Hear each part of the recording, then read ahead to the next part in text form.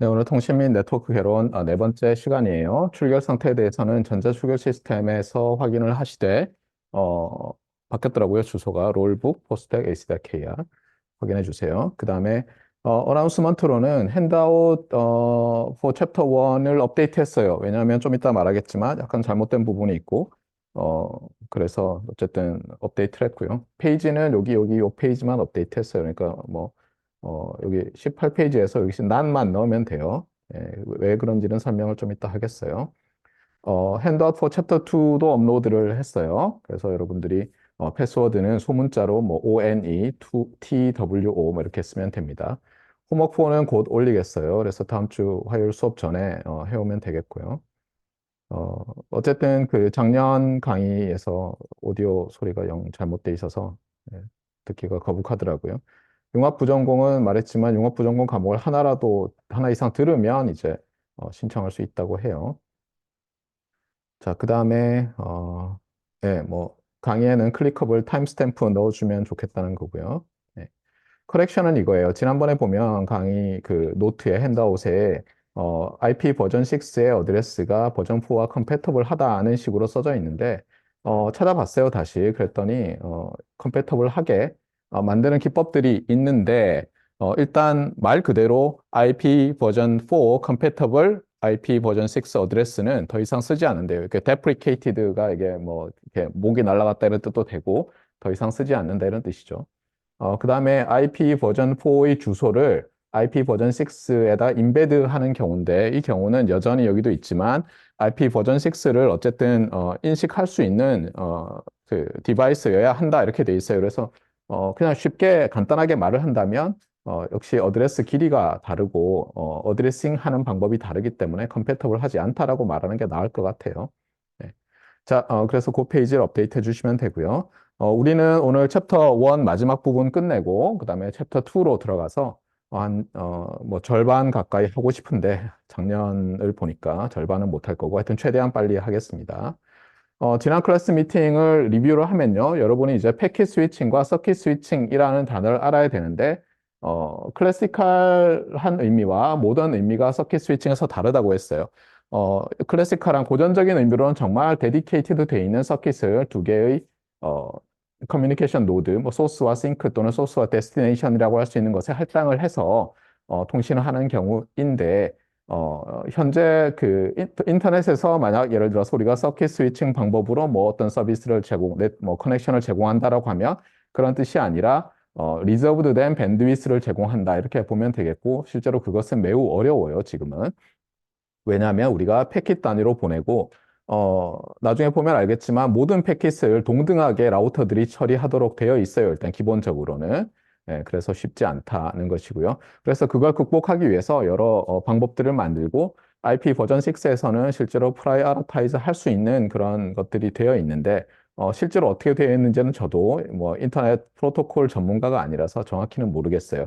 다만 우리가 그 셀룰라에서 쓰는 네트워크들은 당연히 기존에 있던 인터넷과는 달리 뭐 사용 요금을 철저하게 받죠. 예, 여러분이 뭐 가입자로서 요금제를 가입하면 프라이어타이즈되어 있는 서비스들을 받을 수 있게 돼 있거든요. 그래서 저는 이제 무선 통신을 전공하는 통신 공학 쪽의 교수로서 어떻게 보면 이렇게 볼 수 있어요. 그러니까 인터넷이라는 것이 이제 대중교통을 타고 다니는 거라면 여러분이 셀룰라 폰을 이용해서 5G 뭐 또는 6G 셀룰라 이동통신에서 통신망을 이용해서 여러분이 정보를 주고받는다고 하면 뭔가 좀 더 고급스러운 뭐 예를 들면 뭐 택시는 대중교통인가요? 아닌가요? 뭐 예를 들면 뭐 고급 택시 또는 뭐 자가용 이런 것에 해당할 정도로 그런 특화된 서비스를 제공할 수 있게 되기를 바라고 그렇게 하기 좋은 사실 이제 점점 토양이 되고 있어요. 그래서 여러분이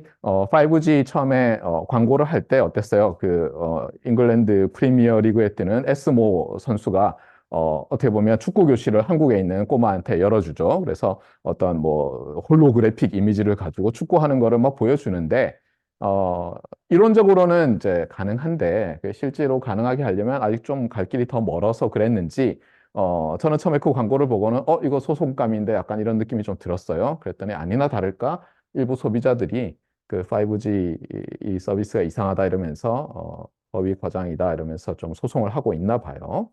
잠시만요. 얘가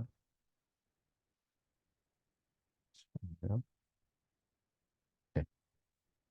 네, 그래서 쉽지 않아요. 하지만 어쨌거나 인터넷이라고 하는 것은 어쨌든 전체적으로 좀 뭐 제약성이 많이 있어요. 여러분이 찾아보겠지만. 하지만 이제 5G 셀룰라망에서 뭔가 더 할 수 있는 것들이 생겨서 좀 흥미로운 일들이 앞으로 서비스들이 새로 생기지 않을까.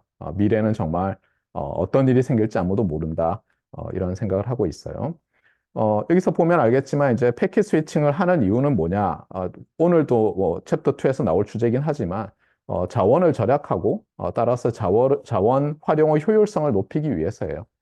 계속 강조하지만 보이스의 경우에는 실제로 한 30%도 액티베이션이 되어 있지 않아요, 실제로. 우리가 말을 뭐 전화를 대놓고 두 사람이 계속 대화를 한다 하더라도 30%는 일단 사일런스예요. 그것을 활용하기가 쉽지 않았어요. 클래시컬한 의미의 서킷 스위칭은. 그래서 패킷 스위칭이라는 것은 결국은 자원 활용률을 극대화하기 위한 어떤 방법이다. 이렇게 보면 되겠어요. 그 다음에 계속 얘기하지만 어드레스, 책섬 이런 거 매우 중요한데 이 책섬에 대해서 조금 더 얘기하면 우리가 지난번에 봤던 그 책섬을 계산하는 책섬 비트를 계산하는 거죠. 주의할 것은 뭐냐면 여러분이 그 어떤 우리가 그 덧셈이라고 정의한 거 있잖아요. 예, 덧셈이라고 정의한 게 있으면 실제로 수를 어떻게 리프리젠트를 하더라도 실제로 덧셈 자체는 변하지 않아요. 그러니까 예를 들면 15 더하기 16을 하는데 여러분이 이진수로 바꿔서 하나, 16진수로 하나, 10진수로 하나 결과는 똑같아요. 근데 다만 이제 캐리가 발생할 때는 어떻게 되죠? 그것을 어떻게 처리하냐에 따라서 좀 달라 보일 수가 있죠. 그래서 어쨌거나 좀 주의를 해야 되고요. 그래서 여기서 이제 이 책선 필드를 만들어 놨는데 굉장히 단순하게 해놨어요. 비트 열이 쫙 있는데 헤더에 어떻게 돼 있죠? 적당히 끊었죠. 그렇죠? 거기 보면은 32비트씩 끊어서 얼라인을 하는 거예요. 어떻게 보면 얼라인을 한 다음에 거기서 실제로 서킷은 어떻게 되겠어요? XOR 연산을 하겠죠. XOR 연산을 하면서 일일이 나오면 캐리를 발생시켜서 위로 가면서 이제 계속 XOR 연산을 하는데 여러분도 알겠지만 그런 XOR 연산이라든가 이런 것들은 굉장히 간단한 서킷으로 구현할 수가 있죠. 그래서 이 IP 패킷의 헤더 안에 책섬이 있는데 그러면 라우터가 딱 받자마자 어떻게 해요? 헤더 부분을 읽어서 이 헤더를 어때요? 헤더에 에러가 있는지 없는지를 비트들을 다 더해 봐가지고 all FF 이렇게 나오는지 보고는 아니구나 그러면 그냥 버리는 거예요. 왜냐하면 어차피 걔는 중간에서 어디로 갈지 모르는 거죠. 길을 잃을 패킷인데 그것을 보내서 이 인터넷이라는 거대한 풀을 홍수로 만들 이유는 없는 거죠. 그래서 그런 걸 이제 쉽게 갖다 버리고 빠르게 계산할 수 있도록 해놓은 거예요. 페일로드는 왜 에러를 계산 안 하느냐? 그러면 이제 그걸 다 열어서 페일로드에 있는 것까지 에러가 있는지 체크하는 것은 라우터가 너무 많은 일을 해야 되는 거예요. 그렇게 되면 라우팅 하는데 시간이 너무 많이 걸려서 우리가 예를 들면 인터넷을 이용해서 인터넷 전화를 못 하는 거예요. 뭐라고 말하면 제가 말한 패킷을 라우터들이 거쳐갈 때마다 에러가 있는지 없는지 계속 체크를 한다고 해보세요. 그 내용물에 페이로드 안에. 그래서 이제 그렇게 만들지 않았다라고 하더라고요. 그래서 이런 용어를 이제 컴퓨터 사이언스 엔지니어링 하는 사람들, 그다음에 수학에서도 알고리즘 하는 사람들이 많이 쓰죠. computationally efficient. 그러니까 계산량이 적다는 거고 그것을 엔지니어링 의미로 생각하면 빠르게 계산할 수 있다는 거죠. 물론 서킷 자체가 빨라지면 좀 computationally inefficient한 것들도 쉽게 할 수 있게 되겠지만 어쨌든 간에 지금 현재 일렉트로닉, 일렉트리컬 서킷들이 할 수 있는 스피드에서 어쨌든 간에 조금이라도 우리는 더 빠르게 만들려고 노력을 하고 있죠. 자, 그 다음에 요 말은 했고요. 그 다음에 라우터는 어떻게 돼 있어요? 이제 포트라는 것이 있고 라우팅 테이블이라는 것이 있어서 포트라는 것도 실제로 뭐 하드웨어라고는 해놨지만 실제로 로지컬한 포트가 있고 피지컬한 포트가 있다고 했죠. 참고로 이 로지컬 피지컬이라는 것은 뭐 받아들여지는 그런 용어는 아닌 것 같으니까 어디 가서 이 용어 많이 쓰지 말라고 했어요. 이건 제가 편의상 쓰는 거예요. 네.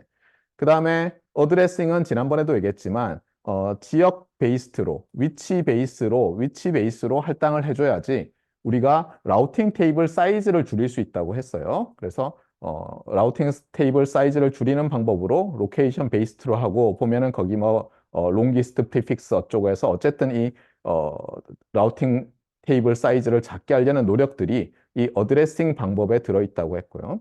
그 다음에 마지막 토픽이 요거였는데 여기에 대해서 좀 더 분류를 다시 한번 해보겠어요.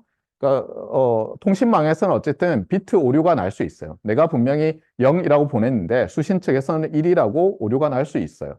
그러면 아니 정말 좋은 데는 안 날 수 있냐 하지만 여러분이 확률 시간에 배웠듯이 어때요? 어떤 이벤트가 일어날 확률 0에서 1까지 할당하는데 그냥 일어나지 않는다고 하면은 어때요? 디터미니스틱한 경우도 랜덤한 어떤 영역으로 끌어들일 수 있는 거죠. 그래서 어떻게 보면 확률 이론이라는 것은 뭐라고요? 로직의 확장이다라고 볼 수 있는 거예요. 우리가 로직 논리학이라고 하면 그렇다 아니다. true, false 가지고 and, or, not 결합해서 뭔가를 할 수 있는 거잖아요.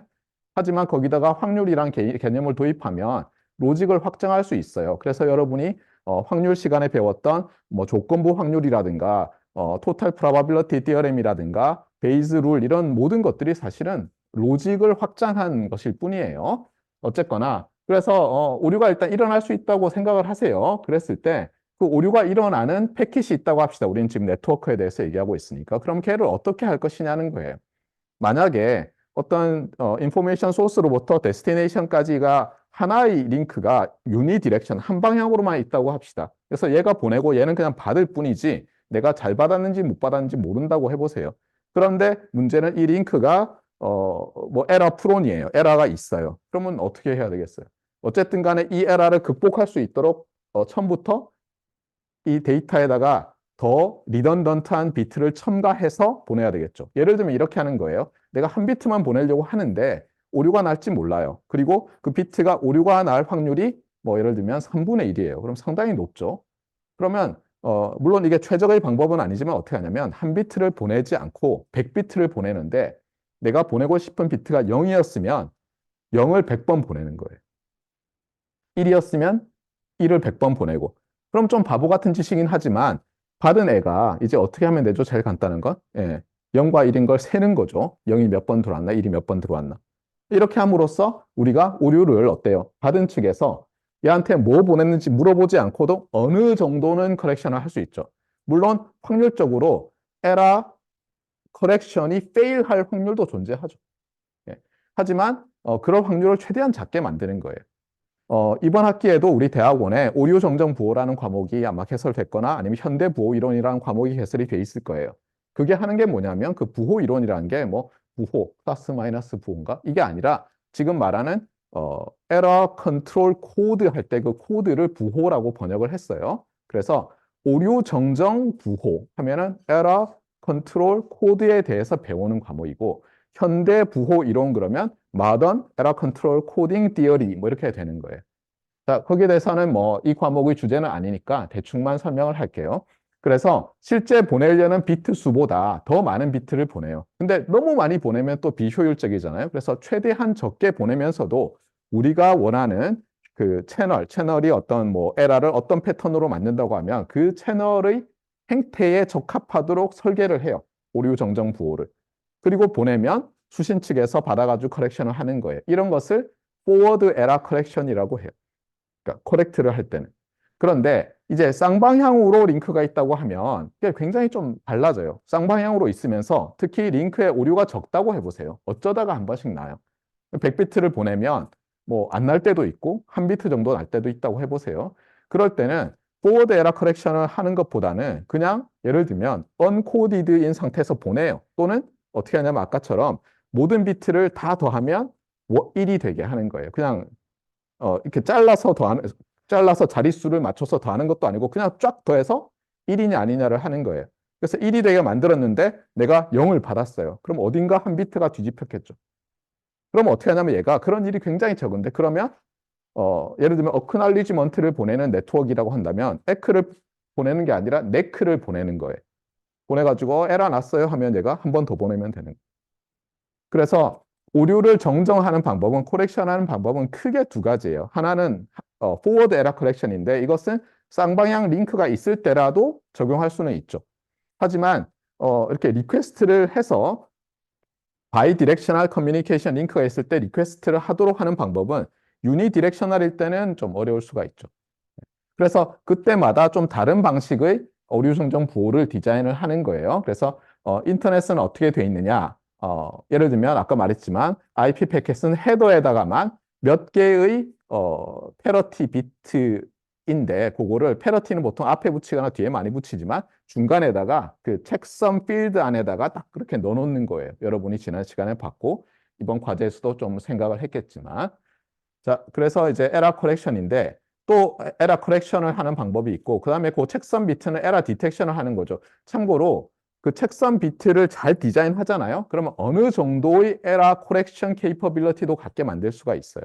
그러니까 어떤 식으로 코드를 디자인하면 에러 커렉션도 몇 비트까지는 되고 에러 디텍션도 되게 만들 수가 있어요. 그런데 또 어떻게 디자인하면 에러 코렉션은 전혀 안 되고 디텍션만 될 수 있게 만들 수도 있고 그러니까 그 채널이 얼마나 노이지하냐에 따라서 우리가 거기에 맞는 에러 컨트롤 코드를 만들어 놨다가 쓰는 거예요. 아시겠죠? 자, 그래서 다시 말하지만 에러 컨트롤은 디텍션과 커렉션으로 나누고 커렉션은 포워드 커렉션과 오토매틱 여기는 용어가 이제 두 개가 있는데 어떤 사람은 리트랜스미션이라고 어떤 사람은 리피트라고도 하는데 어쨌든 둘 다 ARQ예요. 그리고 포워드와 요 ARQ를 합쳐 놓은 것을 하이브리드 ARQ라고도 부르고요.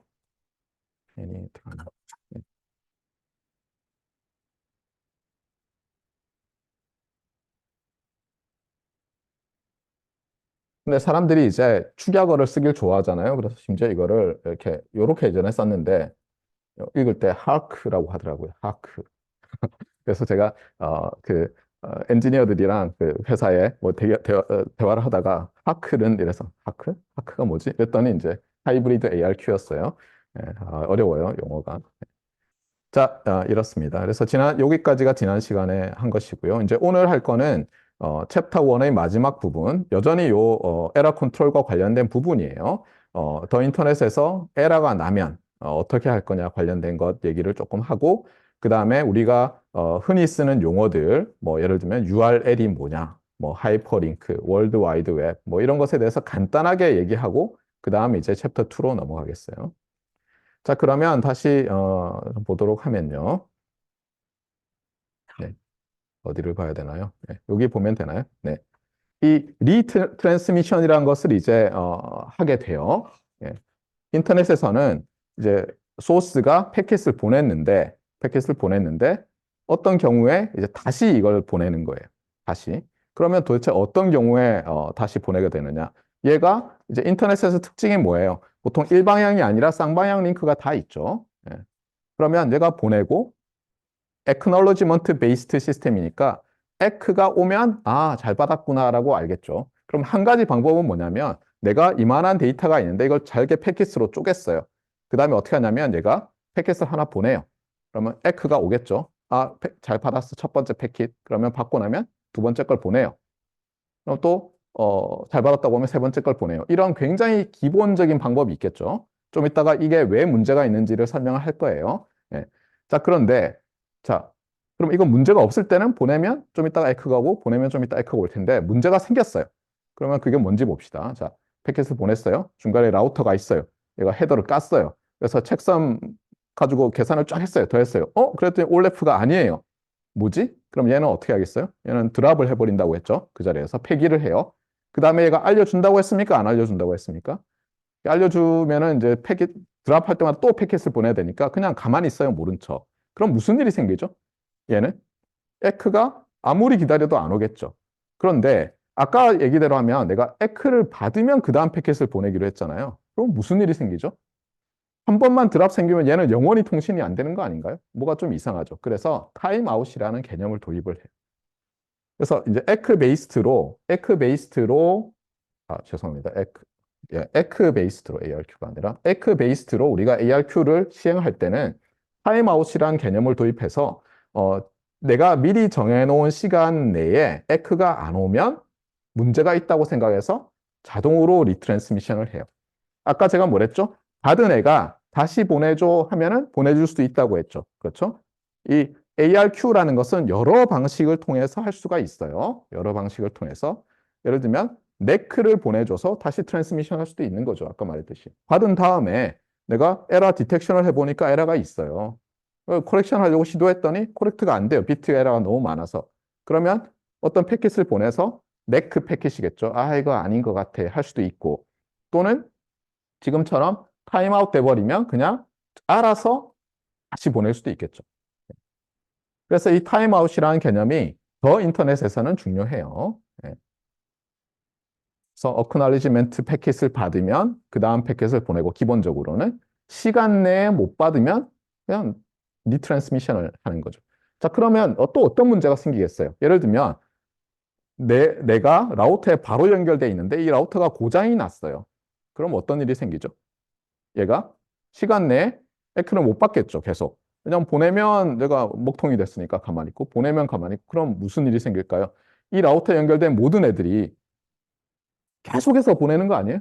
보내고 보내고 또, 왜냐하면 에크를 시간 내에 못 받을 거 아니에요, 타임아웃 될 때까지.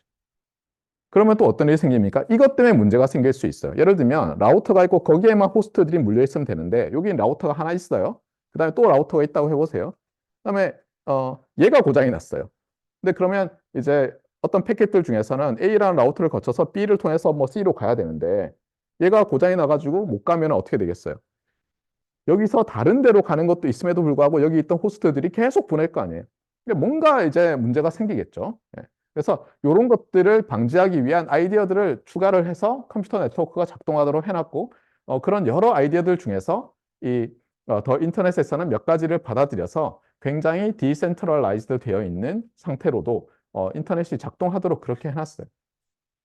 그런 룰들을 뭐라고 하겠어요? 그런 룰들을 뭐 체계라고 부를 수도 있겠고 규약이라고도 부를 수 있겠죠. 그래서 뭐 간단히 얘기하면 뭐 시스템이라고도 할 수 있겠고 우리가 시그널 젠 시스템자 할 때 그 시스템이 아니라 또는 이제 흔히 컴퓨터 네트워크 할 때는 그런 것들을 프로토콜이라고 많이 불러요. 그래서 어떤 프로토콜들이 있는 거예요. 자, 여기서도 이제 크게 나눴는데 다시 봅시다. 조금 전에 했던 거를. 여기 보면 이제 라우터가 패킷 로스를 만들어내는 경우가 있는 거죠. 아까 말했듯이 헤더를 까서 그냥 문제가 있으니까 버렸어요. 그래서 이제 얘가 다시 리트랜스미션 할 때가 있고 또는 어떻게 했어요? 또는 그냥 보냈어요. 그렇죠? 보냈는데 시간이 너무 많이 걸려서 제 시간에 안 올 수도 있겠죠. 그렇잖아요. 또는 라우팅 테이블은 계속 업데이트를 하거든요. 뭐가 고장나면 또 업데이트하고 뭐가 이상하면 업데이트하고 그러니까 프로토콜이 있어서 이 라우팅 패스들이 내 인접한 라우터들이 살아있나 죽었나들도 계속 체크를 해요. 그러다 보면 어떤 패킷이 쪽으로 보내졌다가 안 돼가지고 그 다음에 다시 보냈더니 또 다른 패스를 해서 잘 갈 수도 있죠. 그런데 이제 흥미로운 건 뭐냐면은 우리가 더 인터넷이라는 것을 보통 TCP, IP 두 개의 프로토콜, 이 P를 뭐 인터넷 프로토콜인데 이것도 어쨌든 간단히 얘기하면 두 개의 프로토콜을 쌍으로 해서 스위트라고 하죠. 그런 거를 어, 프로토콜 스위트로 작동한다고 하는데 IP 파트는 그러니까 IP 프로토콜은 뭐냐면 그냥 딜리버 하는 것, 링크해서 이쪽으로 보내는 것만 관심이 있어요. 아까 말했지만 헤더를 까서 그냥 어드레스를 보고 내 라우팅 테이블에서 룩업 해가지고 보내는 거예요. 언제? 예, 에러가 없는 것 같으면. 이게 단 거예요. 있으면 갖다 버리고. 근데 TCP라는 것은 어떻게 하냐면 말했지만 이 수신하는 애가 또 어떻게 하냐면 이게 예를 들면 너무 빨리 오고 있어서 문제가 될 수도 있고 충분히 빨리 보낼 수 있는데 느리게 와서 문제가 될 수도 있거든요. 그래서 얘들이 에크를 보낼 때, 에크 패킷을 보낼 때 거기다 또 정보를 넣어요. 이런 것들을 이용해서 최대한 우리가 이 패킷 트랜스미션들이 빠르게 이루어지면서도 이 네트워크에 문제가 생기지 않게 이제 할 수 있게 돼 있어요. 그래서 지금 이제 거기에 대해서 간단히 두 가지를 얘기를 하면 이름은 지난번에도 나왔었죠. 컨제스천 컨트롤, 그다음에 플로우 컨트롤이 있는데 두 개가 언뜻 보면 헷갈리는데 이 컨제스천은 어디서 일어나는지를 보면은 뭐 간단해요. 라우터에서 일어나겠죠. 라우터에서 일어나면 이제 라우터에서 컨제스천이 생긴다. 즉 여기에 라우터가 있으면 여기에 물리는 호스트들이나 라우터들이 쭉 있다고 해보세요. 그러면 얘가 하드웨어로 돼 있잖아요. 이론적인 어떤 점이 아니라 그러면 얘가 한 번에 받아서 처리하기 전에 저장하고 있는 메모리가 있을 건데 뭐 그걸 간단하게 큐잉 디어리 이런 데서는 뭐 버퍼라고 하겠어요. 그럼 버퍼에서 이제 오버플로우가 날 수도 있죠. 메모리가 한정돼 있으면 내가 빨리빨리 보내야 되는데 패킷이 너무 많아요. 그러면 단위 시간 내에 처리할 수 있는 용량이 있으니까 못 보낼 수가 있죠. 그다음에 또 말했지만 컨제스천뿐만 아니라 뭐 여러 문제가 생길 수 있는데 자 이제 컨제스천이 생겨서 버려진다고 해보세요. 자 그런데 실제로 여기 있는 호스트는 이게 라우터 1이라고 합시다. 에크가 안 오잖아요. 그러면 어떻게 받아들이겠어요? 에러가 났을 수도 있고 그렇죠? 컨제스천이 많아서 패킷 드랍이 생길 수도 있고, 뭐 알 수 없는 거죠, 사실은. 그렇잖아요. 아니면 그냥 뭐 라우팅하는 라우터들이 만들어 놓은 어떤 패스가 너무 길어가지고 타임아웃까지 안 올 수도 있는데, 그냥 몰라요. 그렇잖아요. 예. 모르면 이제 어떻게 하겠어요? 안 오면은 내가 다시 보내는데, 그렇잖아요. 보낼 때 어떻게 하냐면은 아까 말했지만 하나 받고 하나 하는 게 아니거든요. 나중에 보면 알겠지만 아웃스탠딩 패킷이란 게 있어서 한 번에 한 패킷 보내고 에크가 올 때까지 기다리는 게 아니라 서너 개, 너댓 개 이런 걸 막 보내요. 그런데 그렇게 되면 어때요? 에크가 안 오면 또 너댓 개를 막 보내면은 이상하게 되겠죠. 그래서 어떻게 하냐면 줄여요. 보내는 개수를. 혹시 컨제스천 때문이 아닐까? 그래서 처음에는 예를 들어서 아웃스탠딩 패킷을 내가 10개로 회원했다고 보세요. 그러면 10개를 한 번에 보내고 에크 하나 받아가지고 다 받았어. 그럼 그 다음 10개를 보내는데 한 번에 10개를 보냈어요. 근데 안 와요. 함흥차사예요. 그러면 예를 들면 줄이는 거예요. 이상한데 5개만 보내보자. 그러면 그것 때문에 라우터에서의 컨제스천이 좀 해소될 수도 있는 거죠. 그래서 예를 들어 좀 이따 에크가 왔어요. 그럼 괜찮네 하고 눈치를 보고는 또 이제 좀 더 늘려서 보내는 거예요. 이런 식으로 설계가 돼 있어요. 그래서 컨제스천이 일단 생긴다고 보면 어떻게 하냐면 소스가 그 타임아웃 되는 걸 보고는 그 다음에 아웃스탠딩 패킷 수를 줄이는 식으로 컨제스천 컨트롤을 하는 거예요. 자, 그 다음에 플로우 컨트롤은 이 플로우라는 것은 흐름인데 이거랑 뭐 두 개 같은 것 같은데 언뜻 보면 그렇잖아요. 우리가 뭐 네트워크 상수 네트워크라고 합시다. 상수도를 그러니까 클리어 워터를 서플라이하는 그러면 우리 생각에 어떤 뭐 특별히 뭐 컨제스천 그럼 그냥 파이프가 있는데 이쪽 파이프 저쪽 파이프 연결해서 뭐 마르면 그냥 흐름을 조정하면 다 해결되는 이렇게 볼 수 있는데 용어가 이제 그렇지 않아요. 그래서 컨제스천은 말했지만 아까 이 녀석이 처리할 수 있는 한계가 있는 거예요. 저장했다 보내는 거예요. 그러니까 물이랑 좀 달라요. 그렇죠? 물은 그 압력을 확 가하면 터지거나 어쨌든 가는데 여기서는 뭐냐면 이 오버플로우라는 거랑 관련이 있는데 무엇의 오버플로우냐면 버퍼예요. 그럼 무엇의 버퍼냐면 데스티네이션의 버퍼예요. 그래서 데스티네이션 버퍼가 데스티네이션도 기기니까 일렉트리컬 디바이스니까 또 얘가 저장할 수 있는 한계가 있죠. 너무 빨리 보내고 있어요. 내가 예를 들면 비디오를 플레이해야 되는데 너무 많은 영상 자료가 왔어요. 근데 나의 주인은 천천히 보고 있어요. 예를 들면. 그러면 안 될 거 아니에요? 그래서 어떻게 하냐면 얘가 이제 데스티네이션이 이 전달되는 패킷의 어떤 흐름을 조정하기 위해서 내 버퍼가 얼마나 비었나, 얼마나 빈 버퍼 양이 얼마인지를 보내줘. 예. 이렇게 해서 또 흐름을 물론 소스에서 제어할 수 있도록 하는 거예요. 그래서 결국은 뭐냐면 누가 컨트롤을 하느냐가 좀 애매하긴 한데 그렇잖아요. 예. 특히 플로우 컨트롤은 뭐 데스티네이션이 컨트롤 한다고도 볼 수 있는데 어쨌든 간에 패킷이 날아가는 속도를 바꾸는 액션을 취하는 것은 소스죠.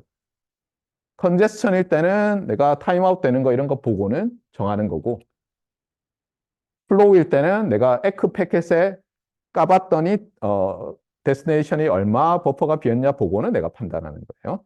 예, 이렇게 해서 작동을 하게 만들어 놨다는 거예요. 자, 그 다음에 사실 여러분들이 다 아는 거라서 제가 이걸 뭐 말해야 될지는 모르겠지만 그냥 해봅시다. 우리가 이제 DNS라는 게 있는데 DNS에서 먼저 이제 도메인 네임이라는 게 먼저 나와요. DNS는 도메인 네임 시스템인데 시스템은 시그널 젠 시스템 할 때 그 시스템이 아니라 그냥 도메인 이름을 뭐 짓고 그다음에 메인테인 하는 어떤 체계 이렇게 보면 되겠어요. 이것도. 그러면 이제 도메인 네임이 있는데 도메인 네임과 우리가 호스트 네임을 조금 구별할 필요가 있어요. 호스트 컴퓨터에 이름이 붙어 있는 경우가 있어요. 그러니까 여러분이 예를 들어서 컴퓨터 공학과 어떤 랩에 가잖아요. 그러면은 그냥 그 각각의 어떤 뭐 컴퓨터들을 이름이 붙어 있어요. 무슨 뭐 셰넌, 뭐 뉴튼 뭐 이런 식으로. 저도 예전에 대학원에 갔을 때 저희 랩에 뭐 컴퓨터가 한 서너 대 있었는데 이름이 다 붙어 있더라고요. 그러면 그 도대체 그 이름은 누가 쓰는 거냐? 우리가 그냥 얘는 멍멍이라고 붙이면 되는 거냐 하면은 아닌 것이 인터넷에서 어때요? 이 이름이 이런 우리가 흔히 쓰는 영어로 돼 있는 이름이 어떤 IP 어드레스에 해당하는지를 누군가가 가지고 어때요? 그 이름으로 멍멍이 뭐에 연결해 달라고 하면 그게 IP 어드레스가 뭐 141.23 뭐 뭐식이라는 걸 알려주는 뭐가 필요하겠죠. 마찬가지로 이 호스트들의 어떤 서브셋인 호스트들이 있으면 그거를 이렇게 그룹핑한 것을 이제 도메인이라고 부를 텐데 도메인에도 이름을 이제 붙일 수가 있는 거예요. 그럼 어떻게 되느냐? 예를 들면 제 연구실에 뭐 shannon.hostek.ac.kr이라는 호스트 컴퓨터가 있는 거예요. 예를 들어서. 그러면 그 이름을 어딘가에는 룩업 테이블에 넣어놓고는 IP 어드레스랑 매치를 시켜줘야 되겠죠. 그런 체계를 DNS라고 하고요. 그걸 하기 위한 서버를 DNS 서버라고 한다고 보면 되겠어요. 그리고 이런 서비스를 DNS 서비스라고 한다. 그러면 이 DNS 서비스는 어떻게 되느냐? 오토매틱 디렉토리 서비스다. 디렉토리 서비스란 것은 누가 어디 있다라든가 아니면 이 주소는 물리적으로 동경 얼마, 뭐 북위 얼마다 이렇게 해주는 서비스죠. 그런 것들이 인터넷에서는 계속 얘기하지만 분산된 방식으로 적용될 수 있도록 해주는데 문제는 간혹 가다가 뭐 DNS 서버가 다운돼서 인터넷이 마비됐다 이런 말들이 나오죠. 예, 이게 뒤에도 나오겠지만 챕터 2에 모든 것들이 디스트리뷰트 돼 있다고 해서 모두가 평등하지 않아요. 인터넷에서도 이 하이어라키가 있어요. 하이어라키가 있다 보니까 위쪽 하이어라키에 있는 이 계층의 위에 있는 녀석이 뭔가 문제가 생기면 그 여파가 굉장히 크게 되는 거예요. 예. 예를 들어서 학교에 있는 무슨 서버 하나가 고장났다고 해서 신문에 나지는 않잖아요. 근데 구글 접속이 전혀 안 된다 이러면은 난리가 나겠죠. 그렇죠? 뭐 구글과 관련된 모든 서비스가 다 안 되니까 당장 여러분이 유튜브를 볼 수가 없겠죠. 네. 자, 그다음에 이제 이 HTTP 뭐 www 뭐 월드 와이드 웹 이런 것에 대해서 이제 용어가 있는데 이뭐 엔지니어링 어떤 뭐 또는 사이언스 하는 그런 용어가 아닌 것도 있고 막 섞여 있어서 사실 굉장히 애매한데 월드 와이드 웹이라는 것은 사실 예전에 제가 여러분들 나이 때는 없었어요. 그러니까 그 후에 만들어졌어요. 그럼 인터넷은 있었냐? 있었어요, 사실은. 예, 그걸 뭐 인터넷이라고 누가 얘기하진 않았지만 예, 있었죠, 이미. 그러면 월드 와이드 웹이라는 것과 인터넷은 어떻게 다르냐? 그러면 인터넷 위에서 돌아가는 어떤 방식, 시스템이에요. 그러면 얘는 월드 와이드 웹은 뭐를 기반으로 하느냐? 그러면 또 많은 사람들은 URL 아니냐라고 하거든요.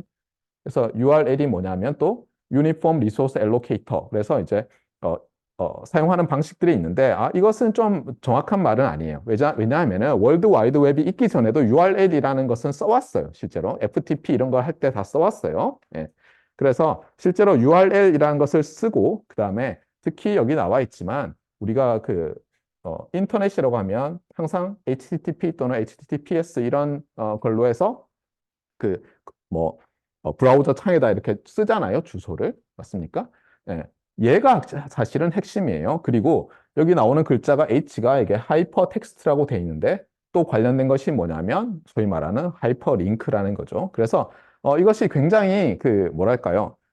텍스트로 되어 있는 인터페이스가 아니라 그래픽할 유저 인터페이스로 바뀌면서 가능해진 거예요. 여러분은 잘 모르겠지만 저희 때는 마우스가 없는 컴퓨터도 많았어요. 예. 믿어지나요? 마우스가 없는 컴퓨터가 많아가지고 제가 유학을 갔어요. 퍼듀 대학에. 그랬더니 퍼듀 대학에 도서관 옆에 무슨 뭐 기념관 같은 게 있어가지고 세계 최초로 마우스를 만든 사람 하면서 프로토타입 뭐 이런 것도 있었어요. 근데 누구 말로는 딴 대학 가면 또 자기들이 만들었다고 주장한다는데 누구 말이 맞는지는 모르겠어요. 네. 자, 그래서 일단 이그젬플을 보면서 합시다. 그래서 여기 이제 제가 이그젬플을 써놨는데 구구절절 얘기해봤자 소용없고 이 과목에서 여러분이 예를 들면 실러버스를 보고 싶으면 웹브라우저에 이렇게 치면 되죠. 예. 그럼 무슨 뜻이냐? 예, HTTP라는 프로토콜 명으로 이제 어떤 파일을 리소스에 내가 액세스를 하는 거예요. 그런데 여기에 대해서는 말이 많더라고요. 왜 이렇게 했냐 후회한다 이런 사람도 있던데 이거 만든 사람이. 그 다음이 뭐냐면 이게 이제 일종의 호스트 네임이에요. 그러니까 호스트 컴퓨터 네임이에요. 예. 그래서 학교에서 어떻게 하냐면 여러분이 대학원 랩에 가잖아요. 그러면 이 호스트 네임 신청을 받아요. 여러분 랩에 할당돼 있는 컴퓨터가 있는데 걔는 그냥 IP 어드레스만 있을 수 있거든요. 근데 걔한테 이름을 주는 거예요. 그러니까 예를 들면 제 연구실에 있는 제가 컴퓨터가 세 대가 있는데 하나는 그냥 평소에 작업하는 거, 하나는 이제 요 서버고, 하나는 학생들이랑 미팅할 때 쓰는 건데 그 중에 하나를 제가 이름을 CISL 포스텍 ACKR이라는 걸로 해달라고 한 거예요. 참고로 요거는 사실 우리 도메인 네임인 거죠. 우리 학교. 그래서 그 앞에다가 그냥 바꾸는 거예요. 이렇게. 뭐. 그래서 제가 전에 한번 어디 찾아보니까 컴퓨터과 무슨 랩에는 요 이름을 뭐 컴퓨터 사이언스 엔지니어링 유명한 사람 이름으로 쫙 해놨더라고요. 그래서 뭐 예를 들면 뭐 스티브 잡스 닷뭐 이렇게 돼 있을 수도 있는 거죠. 잡스 닷 이렇게. 네. 자, 그 다음에, 여기는 어떻게 보면은 요 컴퓨터로 들어가면, 그렇잖아요. 요 컴퓨터에 접속하면 제가 열어놓은 어떤 폴더가 있을 건데, 그 폴더 안에서 또 하이어라키를 만들어 놨는데, 요거는 그냥 파일 디렉토리인 거죠. 예. 그래서, 이게 뭐냐, 그러면, 이게, 예. 이게 여기 나와 있는 예. URL인 거죠. 어떻게 보면. 여기서 찾아서 달라는 거죠. 예. 그래서 이렇게 구조가 돼 있어요. 예. 그 다음에 이제 하이퍼링크라고 하는데 이게 좀 애매한데 하이퍼링크는 그러면 뭐 예를 들면 HTML 파일에 있는 그 링크를 얘기하느냐 어떤 사람은 또 그게 아니라 저게 뭐 하이퍼링크에 해당한다 이렇게 또 얘기를 해요. 그래서 사실 URL이라는 것과 하이퍼링크가 좀 애매하긴 해요. 근데 엄밀한 차이점에 대해서는 여러분이 읽어보세요. 예. 그냥 다들 그냥 주소로 이렇게 얘기하죠. 그냥. 예. 이 부분은 그래서 그냥 넘어가겠습니다. 그래서 일단 챕터 1은 끝났고요. 여러분이 대충 이제 인터넷에 대한 개념을 조금씩 가지게 됐을 거라고 믿고 있고, 제가 특히 이제 이 과목을 기존의 컴퓨터 공학과에서 정말 뭐 컴퓨터 네트워크 하시는 분들의 과목, 또는 이제 전자과에서 디지털 통신하는 과목과 다르게 하고 싶은 것은 뭐냐면 여러분한테 제가 혼자 이 과목에서 주로 쓰지만 이 로지컬한 뭔가와 피지컬한 뭔가를 좀 구별해서 뭐가 어떻게 되는지에 대한 큰 그림을 가지고 있으면 좋겠어요. 제가 이제 대화를 하다 보면 컴퓨터과 학생들 중에서 일부 그 정말 이 전산의 세계에서 사는 사람들은 실제로 뭐 물리적으로 무슨 일이 일어나는지를 전혀 모르고 반대로 이제 이 전자과 학생들은 그냥 뭐 서킷에서 뭐 앰플리파이어 이런 건 아는데 조금만 복잡하게 되면 도대체 무슨 일이 일어나는지 전혀 모르는 경우가 많은데 이 과목은 통신을 좀 홀리스틱 뷰를 가지고 전체적인 시각을 갖게 하려고 하는 건데 문제는 그러다 보니까 좀 수박 겉핥기처럼 될 수는 있어요. 그래서 그리고 여러분들 백그라운드도 너무 다르기 때문에 뭐 한 사람에 딱 맞춰서 강의하기는 쉽지 않고 그래서 제 생각에 이렇게 하면 되지 않을까라는 방식으로 강의를 하고 있고 여러분들이 어떤 부분은 너무 쉽고 어떤 부분은 뭔지 좀 애매하고 이러면 스스로 찾아보는 게 중요해요. 자, 봅시다. 그래서 이제 챕터 1은 뭐 베이직 오퍼레이션스고 챕터 2는 이제 프린서플이에요. 그래서 어떤 원리로 더 인터넷이라는 것이 작동하느냐. 그래서 쭉 나와 있는데 아마 우리는 섹션 1, 2 정도만 오늘 하게 될 것 같아요. 자, 봅시다.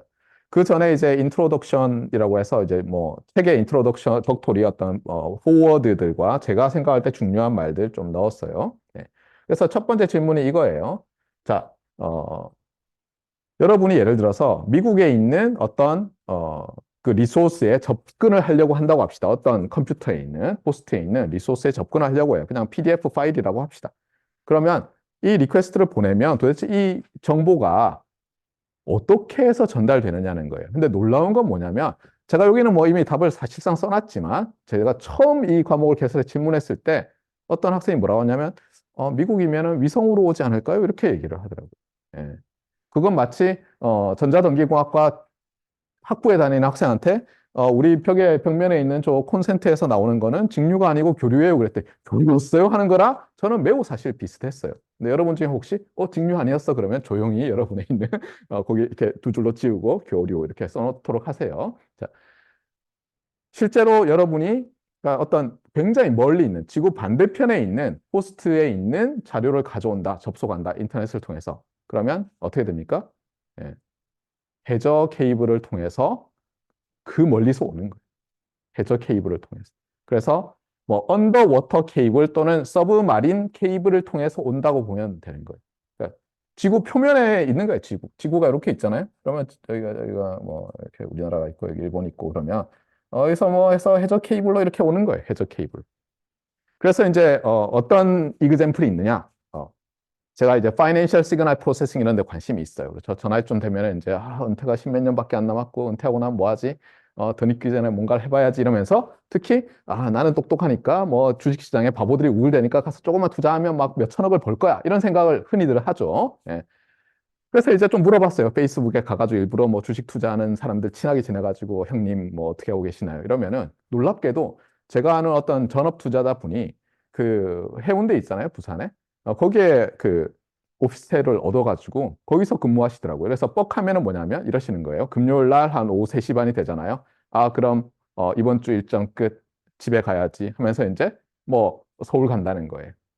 그래서 뭐 어떤 때는 뭐 KTX 타러 가고 어떤 때는 뭐 비행기 타러 가고 이러는 거예요. 그래서 아니 서울에서 하시면 되지 뭐 부산에서 뭐 하시냐고 그랬더니 그분이 뭐라 그러냐면, 어, 부산 쪽으로 해서 들어온대요. 이 해저 케이블이 우리나라에 들어온 지역이 여러 개 있는데, 그래서 자기가 측정을 해봤대요. 그 미국 주식 그 열렸을 때 이렇게 해가지고 몇 밀리세크 걸리는 거 있잖아요. 해봤더니 해운대 그 오피스텔이 상당히 빠르더라. 근데 물론 이제 그 중간에 있는 그 우리나라 안에 있는 인터넷 서비스 프로바이더가 어떤 기기를 또 달아나느냐에 따라 차이는 있겠지만, 그래서 거기서 근무하시더라고요. 예. 그런 것처럼 이 해저 케이블로 오기 때문에 실제로 어떻게 됩니까? 예전에 그 이석모 씨처럼 뭐 예를 들면 대한민국이 위기에 빠지면 일단 내부에서 뭔가 더 안 되도록 만들겠다는 사람들이 있죠. 우리나라에 놀랍게도. 이러면은 뭐 해와 전화국에 불을 지르겠다고 뭐 해와 전화국이 어떻게 돼 있나를 쳐다본다든가 하는 것처럼 이런 인터넷망이 붕괴되면은 이제 대혼란에 빠질 수 있기 때문에 어떻게 합니까? 예. 그런 거를 이제 국가가 특별히 관리를 하죠. 예. 그래서 여러분이 알아야 될 것은 뭐냐면 케이블로 돼 있어요. 많은 부분이. 위성으로 돼 있지 않아요. 그렇기 때문에 오히려 최근에 일론 머스크의 그 스타링크가 각광을 받는 건지도 몰라요. 특히 그 러시아 우크라이나 전쟁 때문에 굉장히 각광을 받은 거죠. 전쟁이 일어나면 제일 먼저 어떻게 합니까? 보통 공격을 하는 사람들은 이 서프라이즈가 중요하죠. 기습 공격. 그래서 어떻게 하냐면 타겟들이 다 있어요. 여러분이 영화 매버릭 봐도 그렇잖아요. 딱 타겟을 만들어 놓고 저기 이렇게 우리가 뭘 공격당하고 있나 알기 전에 중요한 통신망을 다 박살을 내죠. 그래야지 적이 어때요? 통신이 안 되니까 최대한 적의 전력을 약화시킬 수 있을 거 아니에요? 그런데 문제는 뭐냐면 그래서 예를 들면 러시아가 예를 들어서 우크라이나에 들어가는 케이블 보고는 요거 끊으면 인터넷이 하나도 안 되겠나 하고 제일 먼저 특공대를 투입해서 펑 시켰어요. 그런데 미치겠어요 하고 뭐 젤렌스키가 얘기하니까 갑자기 그 뭐 스페이스 우리 X에 스타링크가 있으니까 그걸로 할 수 있게 그냥 공급해 줄게 이렇게 돼버리니까 망했죠. 예. 그래서 지금은 물론 여러분이 이렇게 말할 수도 있어요. 위성으로도 됩니다라고 말할 수 있지만 하지만 여전히 머조로티는 어떻습니까? 머조로티는 해저 케이블로 왔다 갔다 하는 거고 그것도 또 비용이 너무 들고 오래 걸리니까 저장해 놓을 수 있는 게 있잖아요. 그러면 이제 서버들을 큰 서버에 스토리지를 넣어가지고 다 놓아요. 그래서 예를 들면 이렇게 하는 거죠. 예전에 처음에 뭐 유튜브가 있었다고 합시다. 그러면 여러분이 거의 업로드를 하면 어때요? 예. 여러분이 어떤 오늘 강의라고 해요. 제가 유튜브 링크로 들어가서 업로드 해서 딱 하면 어때요? 이 패킷으로 쪼갠 다음에 내 컴퓨터가 어때요? 계층적으로 쭉 이렇게 인코딩을 해서 패킷을 인캡슐레이트 해서 딱 하면 마지막에 피지컬하게 예를 들면 뭐 처음에는 코엑시얼 케이블로 해서 가다가 어느 지점까지 가면 라우터가 광 케이블로 접속이 돼 있으니까 이제 해저로 가가지고 해저의 광 케이블이에요. 예, 가가지고 저 일본 거쳐 섬에서 뭐 예를 들면 미국에 어디 있는지 모르겠지만 구글의 스토리지 서버로 가겠죠. 예, 맞습니까? 근데 그렇게 되면 이제 떤 일이 발생해요. 여러분이 제 강의를 듣겠다고 누르면 또 갔던 게 거기서 다시 와야 되잖아요. 그러니까 이제 이게 너무 문제가 되고 특히 이게 월드 와이드 웹이 커지고 워낙 많은 사람들이 이걸 쓰니까 이제는 어떻게 해요? 곳곳에 예, 일종의 카피를 떠서 두는 거죠. 그런데 이게 또 문제가 뭐냐면 그러면 똑같은 걸 여러 군데 둬야 되잖아요. 무슨 조선시대 뭐 사고도 아니고 똑같은 거 두면 굉장히 비효율적이잖아요. 그래서 어떻게 하냐면 또 얘들을 일부만 분산적으로 두면서 예를 들면 네 군데 두는데 전체 스토리지가 네 배가 되지 않도록 하는 기술들이 또 코딩 기법의 부호화 기법의 또 중요한 기법이에요. 네, 거기에 대해서 나중에 뭐 루비 코드, 랩터 코드 이런 걸로 잠깐 나오는데 제가 뭐 한 2, 3주 후에 아니면 4, 5주 후에 잠깐 얘기는 할 거예요. 하여튼 어쨌거나 여러분이 기억을 해야 될 것은 뭐냐면 지상망이 중요하다. 물론 해저망이라고 지상망이 아니라고도 할 수 있는데 요즘은 이런 용어들을 써요. 테레스트리얼 네트워크, 넌 테레스트리얼 네트워크 이런 말을 많이 써요. 그래서 공중으로 가는 것들을 그냥 넌 테레스트리얼이라고 하면 되겠어요. 반드시 땅으로 가는 뭐 물로 가니까 뭐넌 테레스트리얼 아니냐 하면은 그렇게 보지 말고 그냥 땅에 붙어서 어떤 지표에 붙어서 가면 테레스트리얼 네트워크 아니면 공중으로 가면 non terrestrial network. 그래서 새털라이트라든가 아니면 고고도 비행선, 그다음에 뭐 드론 이런 걸 이용하는 것도 많이 있죠. 예를 들면 여러분들이 이 드론에 대해서 여러 가지 이제 뭐 그냥 장난감 아니냐 카메라 따라 살지 모르지만 군사용으로는 이번에 아주 잘 봤죠, 그렇죠? 러시아가 굉장히 뭐 탱크 부대를 보냈는데 얼마 안 되는 거에다 폭탄 달아가지고 드론 보내서 그냥 펑펑펑펑 하잖아요. 근데 그것뿐만 아니라 저는 이제 통신전이기 때문에 통신에서도 이 드론이 매우 중요하다는 걸 알고 있고 그래서 이런 생각을 한 거예요. 이걸로 드론 가지고 굉장히 장거리 릴레이 통신하는 뭔가를 하면은 되겠다. 제안서를 써야지 하고 딱 보니까 이미 뭐 3년 전부터 시작한 과제들이 막 있어요. 그러니까 사람들이 벌써 이제 그런 생각을 하는 거예요.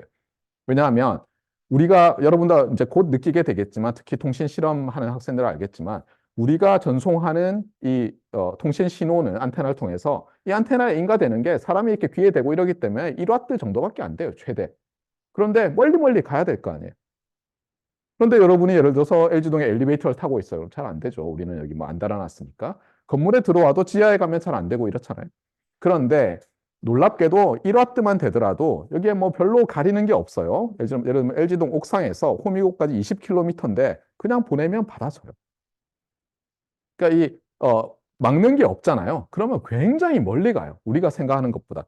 물론 이제 그래도 그렇게까지 안 가지 않겠습니까 싶지만 실제로는 이제 수신기에 들어가는 RF 서킷들이 증폭을 엄청나게 하는 거예요. 그러니까 여러분이 예를 들면 전자회로 시간에 그냥 뭐 트랜지스터를 이용해서 증폭한다 그러는데 그 증폭비가 얼마인지를 보세요.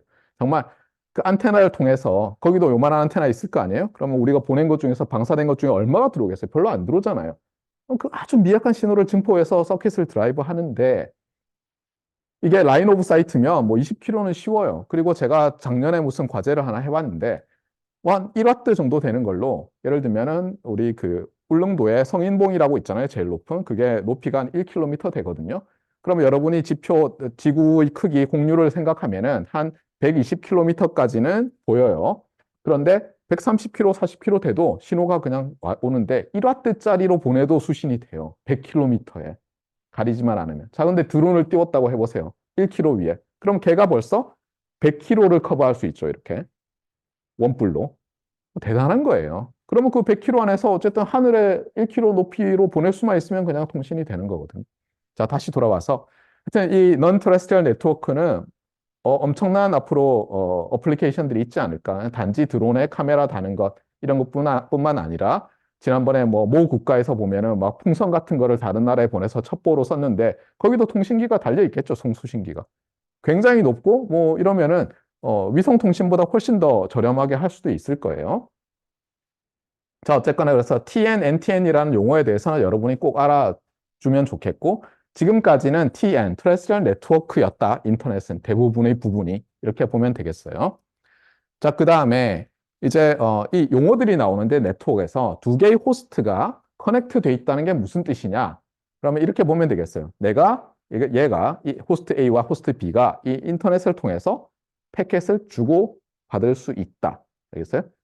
주고받을 수 있으면 커넥션이 이루어져 있다는 거고 당연히 우리는 어떻게 하겠어요? 이 커넥티버티를 향상시키려고 하겠죠. 왜냐하면 특히 와이어드 네트워크에서는 뭐 중간에 뭐 라우터들이 뭐 망가졌다거나 라우팅 패스가 뭐 잘못돼가지고 뭐 타임아웃 돼버리고 해서 뭔가 안 될 수도 있는 거잖아요. 하지만 와이어리스 네트워크는 어떻습니까?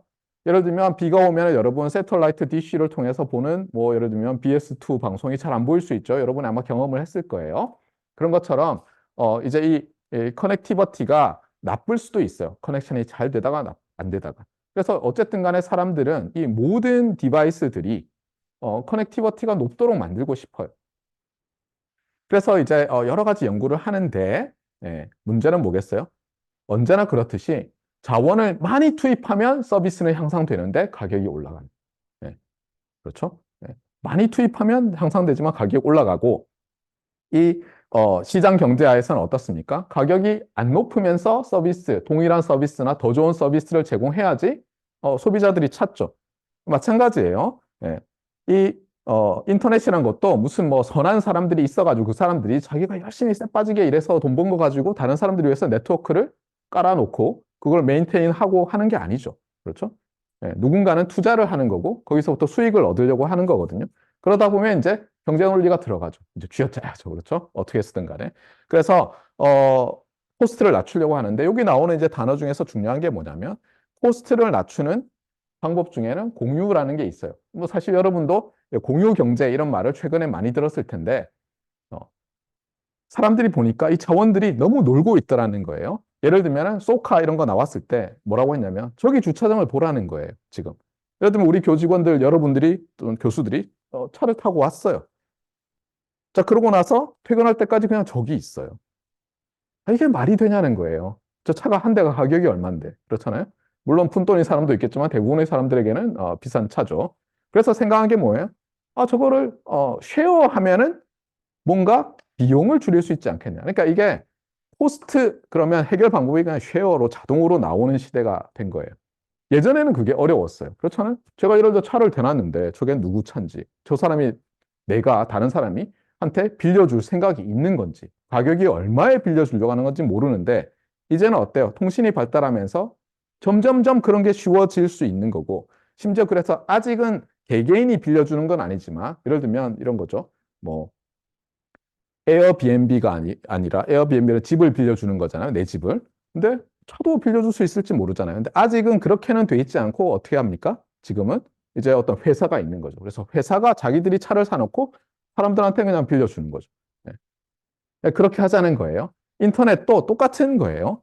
인터넷도 이 지구 표면에다가 이 네트워크를 깔아야 되는데 예를 들면 내가 좀 뭐 인터넷이 느리다고 해서 여기서부터 예를 들면 뉴욕 스탁 익스체인지까지 광케이블을 깔아놓고 전용선이야. 내가 딱 누르면 뭐 미국의 안방에 있는 사람, 미국의 뉴욕 맨하탄에 있는 사람처럼 빨리 거래할 수 있어. 초단타 매매가 되겠군. 이렇게 하려면 돈이 얼마나 많이 들겠어요. 차라리 그 돈 있으면 그냥 주식 거래하지 말고 그걸로 바하마에 휴양을 가면 되겠죠. 그러니까 이게 쉽지 않은 거예요. 그래서 결국은 뭐냐면 이 코스트를 다운시키기 위해서 결국은 뭔가를 공유하는 거예요. 그래서 사실은 뭐냐면 대한민국에 있는 사람들이 그 광 케이블, 아주 용량이 높은 광 케이블을 공유해서 패켓들로 쪼개서 막 보내고 해서 가고 오고 하는 거예요. 그걸 잊지 마세요. 공유라는 것은 매우 중요한 개념입니다. 또 하나는 이제 여기 나오는 단어가 있는데 이 네트워크 예전에도 뭐 히스토리에서 봤지만 처음에는 조그만 네트워크에서 시작했죠. 컴퓨터 몇 대로. 그러다가 지금은 뭐 계속 커지고 있잖아요. 그런데도 아직도 뭐 더 커지려면 멀었죠. 그렇잖아요. 인구가 80억인데 80억이 모두가 인터넷을 초고속으로 뭐 접속할 수 있기를 바라고 예를 들면 내가 여기 있지만 에티오피아에 있는 누군가 예를 들면 뭐 코트라에 있는 친구가 있다고 합시다. 제가 에티오피아에 파견된 그 친구랑 그냥 홀로그래픽 이미지로 뭐 서로 뭐 무슨 뭐 게임을 하고 싶어요. 이렇게 피하고 뭐 그런데 그거를 내가 그냥 월 가입비 3,000원에 해결하고 싶어요. 쉽지 않겠죠? 그런데 사람들은 그런 욕구를 가지고 있거든요. 네트워크가 이제 계속 커질 텐데 앞으로 더 많은 사람이 가입하고 문제는 뭐냐면 이런 거예요. 조그만 네트워크일 때는 작동하던 게 네트워크가 커지면 안 될 수가 있어요. 실제로 이게 언제 일어나느냐? 이미 우리는 알고 있죠. 예를 들면 이 지구상에 있는 동물들 중에서 뇌의 사이즈가 가장 큰, 뉴런이 가장 많은 동물이 뭐죠? 보통 고래라고 생각을 하죠. 그러면 고래는 우리보다 훨씬 더 똑똑합니까? 아닐 것 같죠. 사실 뭐 아무도 모르는 거예요. 굉장히 똑똑하고 무슨 머릿속으로 뭐 생각하다가 혼자서 수학을 다 만들고 그렇죠. 그래서 저기 동해에 헤엄치고 있는 어떤 고래는 뭐 페르마의 마지막 정리를 벌써 풀었을지도 몰라요. 아무도 안 가르쳐 줬는데 혼자 만든 다음에 XN승 더하기 YN승이 ZN승이 되는 뭐 어쩌고저쩌고 하고 있을 수도 있어요.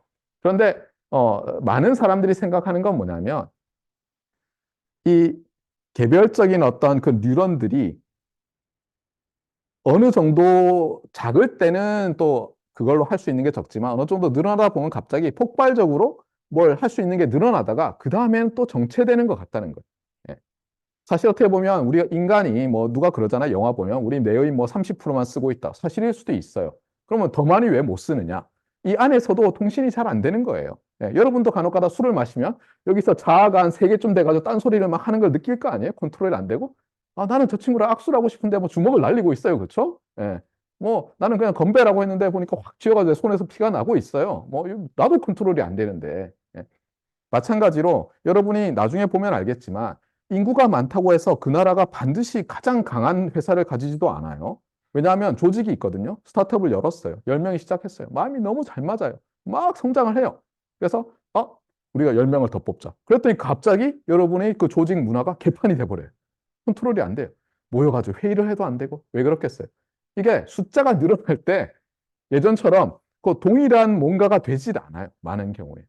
그러니까 인터넷도 똑같겠죠. 처음에 컴퓨터 몇 대만 있을 때 예를 들면 내가 어떤 영화를 굉장히 고속으로 옆에 있는 컴퓨터에 보낼 수 있었다고 합시다. 그런데 이제 컴퓨터가 10대가 아니라 100만 대가 됐는데도 내가 할 수 있냐 이거예요. 그랬을 때 예를 들면 10명일 때 우리가 100원씩 내서 네트워크를 만들어서 어떤 서비스를 받았어요. 그런데 100만 명이 100원씩 내서 그런 서비스를 받을 수 있으면 뭐 괜찮을 텐데 100만 명이 됐더니 나보고 찾아와서 갑자기 예전 서비스대로 하려면 1억을 내세요. 그런다고 해보세요. 뭔가 이상하죠. 잘 안 되겠죠. 네. 그래서 여기 나오는 이제 이 스케일러빌러티라는 단어가 있는데 이게 스케일이라는 게 뭐 첫 번째는 잘하는 뜻도 되고 그렇죠. 측정하는 룰러 뭐 스케일은 주로 뭐랄까요? 저울 같은 걸 얘기하나요? 그런데 여기서 말하는 스케일은 뭐냐면 곱해서 커질 때 그렇죠? 문제 없느냐를 스케일러빌러티라고 해요. 간단히 얘기하면 숫자가 늘어날 때도 문제가 없느냐. 스케일을 키워도 문제 없느냐 이렇게 보면 되겠어요. 그래서 인터넷에서는 이 스케일러빌러티라는 게 굉장히 중요한데 전에도 얘기했지만 이 전자 회로의 속도가 그 컴퓨터 엔지니어 사이언스 하는 사람들이 생각하는 것보다 느릴 때 어떻게 생각했다는 거예요? 요 오른쪽 빌딩에 저쪽 자기들은 더 큰 빌딩이 붙어 있다고 얘기하죠. 컴퓨터 사이언스 엔지니어 하는 사람들이 됐네. TCP/IP는 안 되겠어. ATM이라는 새로운 프로토콜로 가자. 그래서 막 연구를 한 거예요. 물론 논문도 쓰고 싶었고 그렇죠. 졸업도 해야 되니까. 그런데 어떤 일이 생겼습니까?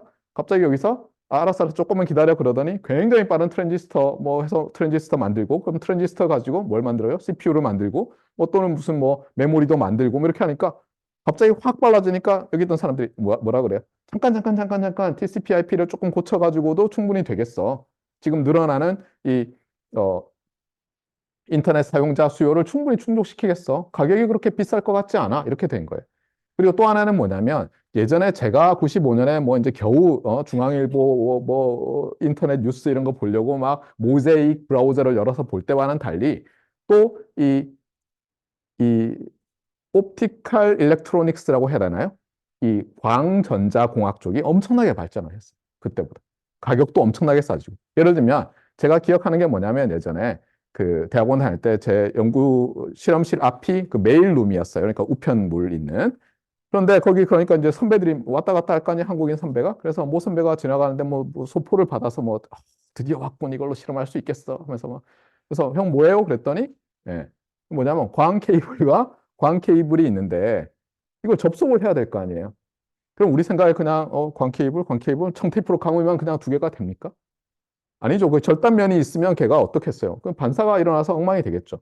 그러니까 무슨 특수한 뭐가 있나 봐요. 그래서 광 케이블을 이렇게 하면 그냥 광 케이블이 연결이 되나 봐요. 네. 그런 걸 하는데 그래서 얼마예요? 그랬더니 한 천 몇백 불 뭐 이렇게 얘기해. 뭐 천 몇백 불이 어떻게 됩니까? 뭐 몇백만 원 하나요? 백 몇십만 원 하는 건가요? 네. 그런데 그런 것들이 예를 들면 굉장히 코스트 다운 되는 거예요. 또 하나는 예를 들면 또 그 선배가 뭘 하고 있어요. 형 그건 뭐예요? 그랬더니 신호를 빛으로 바꾸는 거예요. 예를 들면 LED 같은 것도 그렇게 볼 수 있는데 LED가 아니라 전기 신호로 흘리면 결국은 광 케이블에서 얘가 빛을 만들어서 이게 그 케이블에다 이렇게 전반사 알죠? 여러분 대충 원리는 통과해서 도착하도록 하는 그런 거를 하는데 그게 굉장히 비싼 거예요. 그 다음에 동일한 케이블 하나에 여러 다른 파장으로 구겨 넣어서 이제 어떻게 보면 동시에 이 케이블을 또 쉐어하려는 거죠. 다른 빛깔의 신호들이. 그런데 그게 예를 들면 그 스펙트럼이 굉장히 내로우 해야지 될 거 아니에요. 이렇게 서로 오버랩이 되고 그러면 이걸 보내는지 저걸 보내는지 어떻게 할 거예요. 그러니까 그런 것들이 굉장히 어려웠는데 점점 빠르게 사람들이 이걸 전공을 다들 박사 따고 싶어가지고 열심히 연구를 해가지고 급격히 좋아진 거예요. 그래서 지금 상상할 수 없을 정도로 인터넷이 발달해 있고 계속해서 발전하고 있어요. 예전에 비하면 하드웨어로 되던 많은 것들이 아날로그로 되던 것들이 디지털로 막 바뀌고 있어요. 그래서 통신에서조차도 거의 그 마지막에 전기 신호를 라디오 웨이브로 바꾸는 이 라디오 유닛이라고 해요. 그걸 제외하고 많은 부분은 그냥 범용 서버로 대체하자는 그런 움직임들이 일어나고 있고 실제로 그렇게 가고 있어서 그걸 버추얼 랜이라고 해 나중에 용어가 나오는데 삼성 같은 데서도 그래서 관심이 굉장히 많아요. 네. 가격을 다운시킬 수 있으니까. 네. 하여튼 너무 오래 얘기하면 진도를 못 나가고 그래서 이제 다시 돌아와서 스케일러빌러티라는 것은 매우 중요하다. 어떤 여러분이 컴퓨터 네트워크의 프로토콜을 만들어 놨는데 얘가 스케일 될 때, 네트워크가 커질 때 그냥 페일하는 프로토콜이라고 해보세요. 그러면 처음부터 길을 잘못 든 거죠. 그런데 앞으로 얘가 커질 때도 우리가 요걸 어멘드를 이렇게 하면 기존에 있던 호스트들이 계속 그 프로토콜을 소프트웨어적으로만 업데이트하면 큰 문제가 없다라든가 아니면 업데이트 안 하더라도 문제가 없게 만들어 놓는 게 중요하겠죠. 예. 그래서 나중에 보면 이거 말고도 또 여러 프로퍼티들을 만족하도록 이제 디자인을 하고 있어요. 그래서 뭐 로컬 모디피케이션, 지역적으로만 업데이트하면. 그럼 예를 들어서 어떤 뭐 포항공대는 뭐 투자를 안 해서 예를 들면 인터넷이 뭐 IP 버전 뭐 마이너스 200이라고 합시다. 그래도 돌아가야 될 거 아니에요. 다른 데는 IP 버전 6를 해도. 그래서 보면 뭐 백워드 컴패터블 해야 되고, 그러니까 과거의 표준을 바이올레이트 안 해도 되고, 뭐 인디펜던트 메인터넌스를 할 수 있고 어쩌고 저쩌고 이런 요구 조건들을 매우 많이 원하고 있어요. 여기 보면 이제 뭐 스케일러빌러티라는 것과 어떤 사람은 플렉서빌러티, 익스텐서빌러티를 다 다르게 얘기한다고 하는데, 중요한 건 뭐냐면 저 이름이 아니라, 작년에는 뭐 이름도 물어보고 그랬는데 해봤자 별로 소용없는 것 같고, 핵심은 뭐냐면 네트워크가 커질 때 어쨌든 문제가 없어야 되는데, 일단 단순히 숫자가 늘어날 때 문제가 안 생긴다, 이것은 스케일러빌러티라고 말을 하겠고요. 그 다음은 뭐냐면, 그러면 요게 스케일러블하게 만들거나 하여튼 어쨌든 간에 문제가 없게 하려면 업데이트를 해야 될 거 아니에요? 그랬을 때 요 녀석이 이제 여기 플렉서블 하다는 것은 이렇게 돼 있어요. 그러니까 결국은 오픈 스탠다드 앤 프로토콜을 쓴다는 거예요. 그러니까 내가 뭘 바꾸려고 그랬더니 이걸 만든 사람한테 가가지고 일일이 안 물어봐도 되는 거예요. 내부가 어떻게 돼 있는지.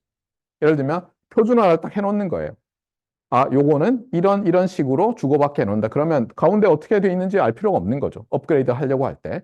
그래서 뭐 이렇게 블랙박스처럼 박스처럼 디자인해 놓으면 난 뭐 알 필요 없는 거죠. 입출력만 알면 되는 거고, 쟤한테 뭘 주면 되는지만 알면 되는 거죠.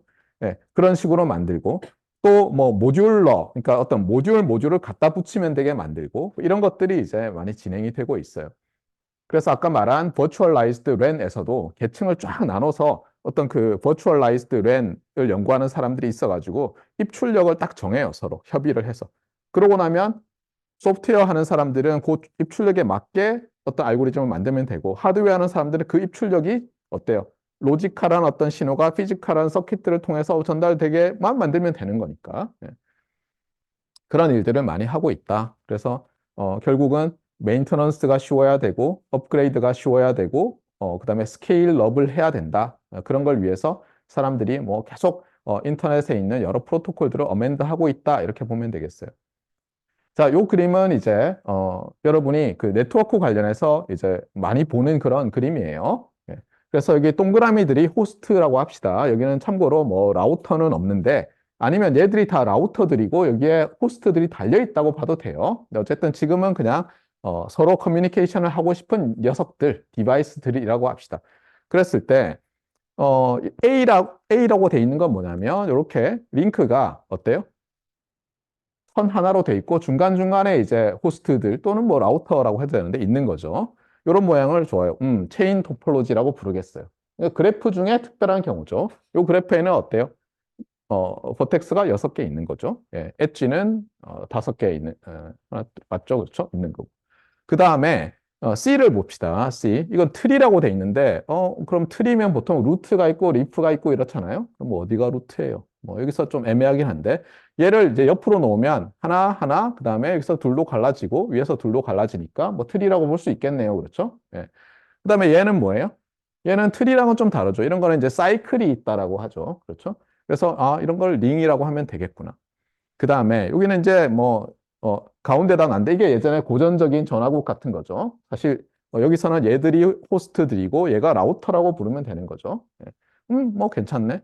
얘는 이제 fully connected라고 돼 있어요. 그래서 얘는 뭐냐면 모든 노드들이 다이렉트 커넥션을 가지고 있어요. 다이렉트 링크를. 얘가 돈이 제일 많이 들겠죠. 그렇잖아요. 말했잖아요. 뭐 인구가 80억인데 80억 명이 전부 다 링크를 받고 싶으면 어떻게 하면 되겠어요? 링크가 몇 개 필요해요? 80억 추즈 79억 뭐 이렇게 말이 안 되죠. 그렇죠? 예. 뭐 여러 가지가 있어요. 파셜 메쉬 이렇게 있는데 제가 여기에 대해서는 따로 좀 얘기를 하려고 해요. 얘는 만약에 그래프를 여러분이 수학적으로 전공한다면 얘는 제대로 된 그래프가 맞아요. 잘못됐죠. 그렇죠? 이런 거는 그래프라고 하지 않죠. 예. 어떻게 됩니까? 노드와 노드 사이에 이제 어떤 링크가 있는 거고, 그러니까 버텍스와 버텍스 사이에 엣지가 있는데 얘는 지금 요 엣지에 엣지들이 막 붙어 있잖아요. 그러니까 그래프 이론적으로 생각하면 얘는 좀 문제가 있는 거죠.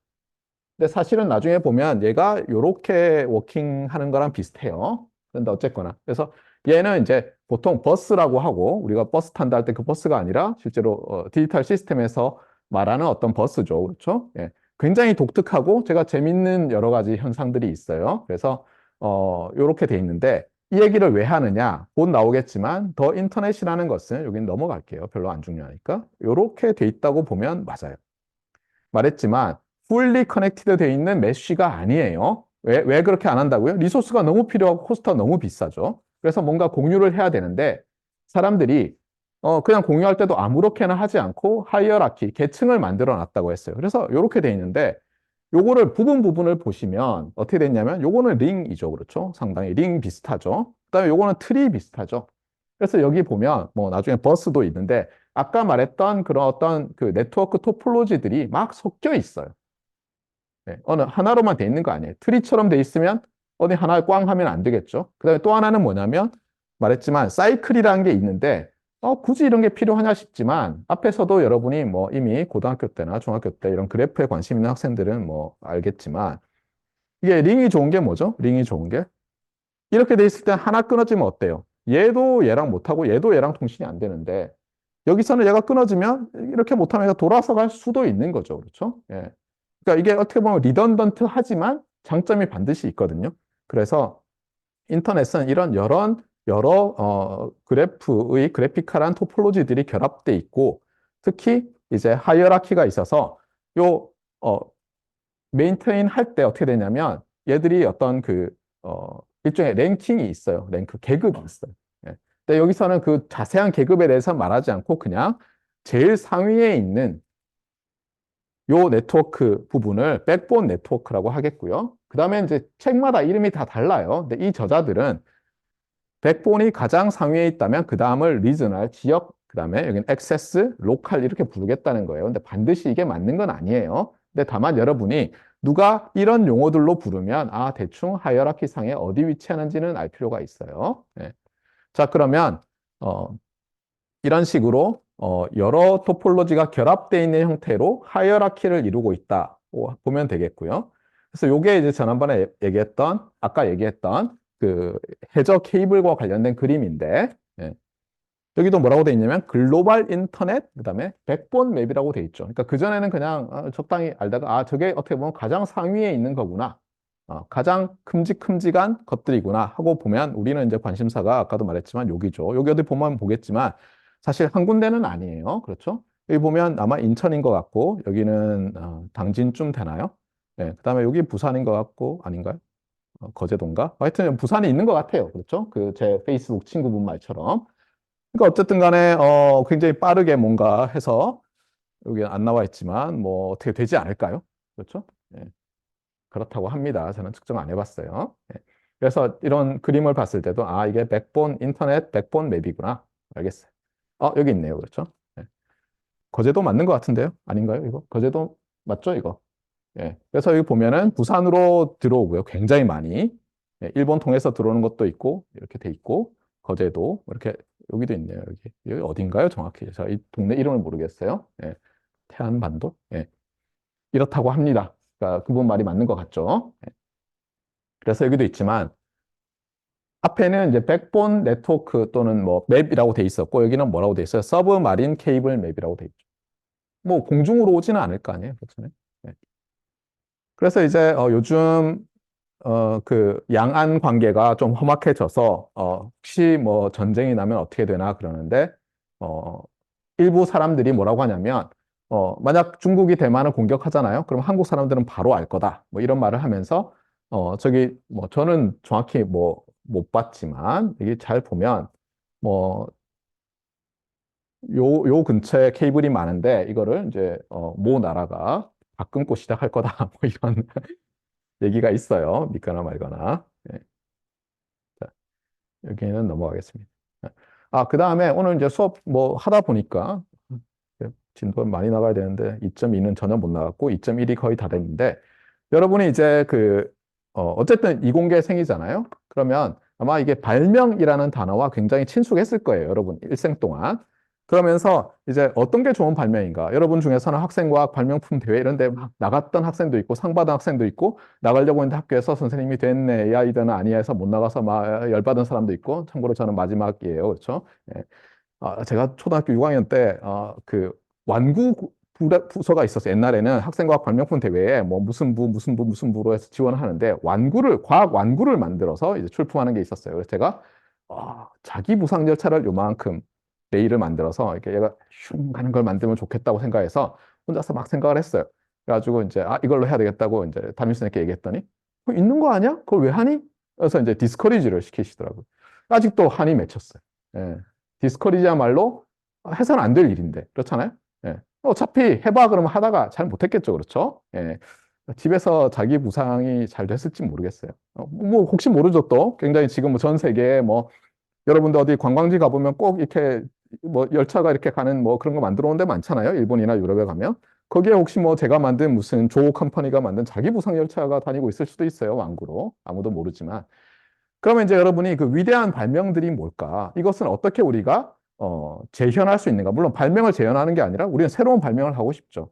거기에 대해서 이제 러시아 사람들이 여러분도 알겠지만 참 한때는 창의적이었죠. 그래서 연구를 많이 했어요. 소련 사람들이 소련일 때. 그래서 이런 걸 만들었대요. 트리즈라고. 이름도 멋있어요. 그렇죠? 뭔가 좋은 것 같아요. 근데 저게 러시아어로 영어를 번역하면 러시아어를 영어로 번역하면 저기도 있지만 The Theory of Inventive Problem Solving이래요. 그러니까 발명적 문제 해결 방법. 그래서 어떻게 했냐면 인류가 한 위대한 발명들을 다 조사를 한 다음에 그 중에서 에센스가 뭔지를 찾아내가지고 체계화를 한 거예요. 그 다음에 그거를 가지고 교육시킬 수 있는 방법으로 만든 거예요. 핵심이 그거죠. 중요한 건. 수수전승되는 게 중요하잖아요. 인류에선. 그래서 만들어서 원리를 몇 개 만들었는데 저도 관심 있어서 읽어봤고 참고로 이거 트리즈가 한참 우리나라에서 유행했어요. 90년대 후반부터. 그리고 외국에서도 이걸 보고는 또 다른 여러 띠어리들을 많이 만들어 놨는데 다른 애들은 이름이 기억이 잘 안 나요, 제가. 근데 어쨌거나 핵심이 뭐냐면 요거예요. 스케어스 리소스를 어번던트 리소스로 바꾸는 거예요. 그럼 뭐냐면 내가 A가 필요해요. 근데 너무 비싸요. 근데 B는 무지 많아요. 바꿀 수 있으면 바꿔버리는. 그러면은 보통 뭐가 떨어지겠어요? 코스트가 떨어지죠. 네. 이게 핵심 중에 핵심이래요. 그래서 여러분이 오늘 혹시 수업을 듣고 다 잊어버렸다면 요것만은 기억하세요. 위대한 발명은 뭐다? 네. 여러분이 가지고 있는 어번던트 리소스를 가지고 여러분에게 부족한 리소스를 대체해버리는 거예요. 그래서 부족한 리소스가 더 이상 부족하지 않게 만드는 거라는 거예요. 근데 실제로 보면 많은 위대한 발명들이 저래요. 그리고 또 하나 기억해야 될 것은 뭐냐면 흥미롭게도 좋은 특허나 발명들은 사칙 연산에 나오는 용어랑 비슷해요. 뭘 하나가 있었는데 하나를 더 넣었더니 엄청나게 작동을 잘해요. 더 하는 거죠. 근데 또 하나는 뭐냐면 이거 비싼 게 두 개 들어있었는데 하나를 없애도 되게 만들. 그러니까 예를 들면 이런 거죠. 여러분 뭐 시간이 다 돼서 좀 미안한데 예전에는 초음파 가습기가 굉장히 구조가 복잡했어요. 여러분 뭐 알겠지만 여기 보면 뭐 진동자가 있고 물통이 막 복잡하게 생겼어요. 예. 그랬더니 어떤 문제가 생겼습니까? 청소가 어려웠어요. 청소가 어려우니까 어떻게 됐어요? 가습기는 쓰고 싶고 가습기 살균제를 넣었죠. 그래서 사람들이 막 많이 다쳤어요. 이거 어떡하지? 그랬는데 최근에 사람들이 어떻게 했었어요? 이 구조를 완전히 바꾸자. 그래서 요즘은 가습기가 어떻게 돼 있어요? 그냥 청소하기 너무 좋은 쇠로 된 통이 하나 있고 그냥 물을 채워요, 그냥. 그 다음에 위에 판처럼 이렇게 얹는 거를 하면은 그냥 걔가 막대 같은 진동자가 있어요. 청소하기가 너무 편해져요. 뭘 없앤 거죠? 거기 있던 온갖 밸브라든가 이런 거 다 없애버려요. 그러니까 뭔가 빼낸 거죠, 새롭게. 그 다음에 또 하나는 뭐냐, 멀티플라이는 뭐냐면 디바이드랑도 좀 비슷한데 멀티플라이는 하나 있던 거를 예를 들면 그냥 새로운 기능이 있는 걸 다른 걸 애드한 게 아니라 똑같은 걸 여러 개로 하는 예를 들어. 그다음에 디바이드는 뭐냐면 이런 거예요. 여러분 제일 간단하게 아는 나무가 그 물을 빨아들여서 저 20m 위에 있는 잎사귀까지 영양분 수분을 주는 거죠. 어떻게 합니까? 큰 파이프로는 그냥 끌어올릴 수가 없잖아요. 모터 펌프를 가동하지 않는 이상 어떻게 여기 있는 걸 30m 물 위로 끌어올리겠어요? 근데 놀랍게도 어때요? 자연은 얘를 굉장히 작은 걸로 쪼개 놓으면 그냥 모세관 현상에 의해서 비록 느리지만 빨리 올라가죠. 특히 위에가 수분이 부족하면 아래가 수분이 많으면 뭐 어쨌든 확산이 돼서 가잖아요. 이런 것들을 쓰더라는 거예요. 근데 놀랍게도 인터넷에서도 이런 아이디어들이 계속 나와요. 네트워크 연구를 하고 통신을 연구하고 실제로 일렉트로닉 시스템을 만들 때도 이런 원리들이 적용되니까 혹시 나중에 시간이 되면 이런 트리즈로 서치를 해가지고 트리즈를 보라는 게 아니라 좀 오래됐으니까 그 후에 나온 많은 재미있는 어떤 티어리들이 있어요. 위대한 발명가가 될 수 있도록 교육할 수 있는 어떤 프로그램들이 있으니까 여러분들이 한번 그쪽을 공부해서 훌륭한 특허들을 많이 쓰는 위대한 엔지니어들이 되도록 하세요. 일단 오늘 여기까지 하겠습니다.